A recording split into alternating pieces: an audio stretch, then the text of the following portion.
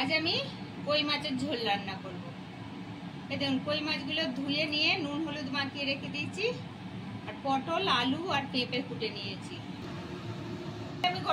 তেলটা আমি গরম করতে দিয়েছি।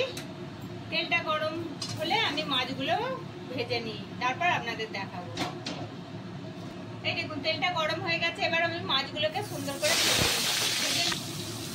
কই মাছগুলো আমি ভাজি, তারপর আপনাদের দেখাচ্ছি। মাছগুলি ভাজা হয়ে গেছে, এবার আমি পটলটা ভেজে নিচ্ছি মাছ ভাজার তেলে। মাছ ভাজার তেলেই পটলটা আমি ভাজছি, একটু লাল লাল করে ভেজে নিই, তারপর তুলে নেবো।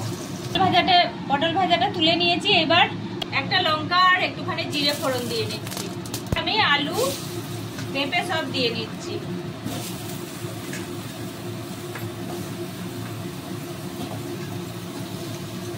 এটাকে নেড়ে নেড়ে এর সঙ্গে ভেজে নেব। আর আমি তেল দেবো না, এই তেলেতেই রান্না হবে। এতে একটু আদা লঙ্কা বাটা আছে, আমি এতে দিয়ে নিচ্ছি একটুখানি। 1 চামচ জিরে গুঁড়ো দিচ্ছি, 1 চামচ ধনে গুঁড়ো, পরিমাণ মতো একটা হলুদ দিয়ে দিচ্ছি।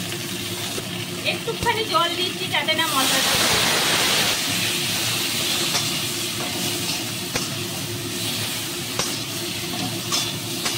এই দেখুন 1 চামচ গোলমরিচ গুঁড়ো দিয়ে নিলাম, পরিমাণ মতো নুন দিয়ে নিলাম। এবার একটু মশলাটাকে সামান্য কষে নেব। এই দেখুন ভাজা পটলটাও এবার দিয়ে নিচ্ছি, এর সঙ্গে একটু কষে নেব।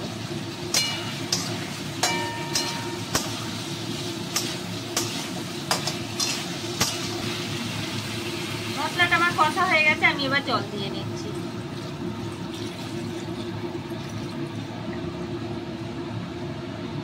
আর জল দেবো না, এবার এটা চাপা দিয়ে 10 মিনিট ফোটাবো, তারপর মাছ দেবো।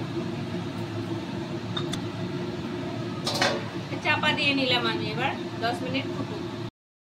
সবকিছু সেদ্ধ হয়ে গেছে, এবার আমি 8খানা মাছ দিচ্ছি। এবার মাছটা দিয়ে মিনিট 5 ফুটবে, তারপর নামিয়ে নেব।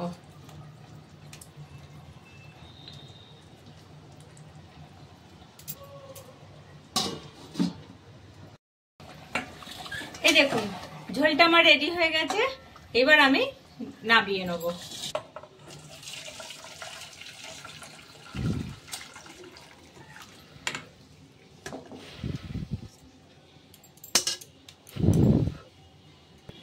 এরকম কই মাছের ঝোল যদি আপনাদের দেখতে ভালো লাগে, তাহলে একটা লাইক করবেন, শেয়ার করবেন, কমেন্ট করবেন, আর সবাই মিলে সাবস্ক্রাইব করবেন।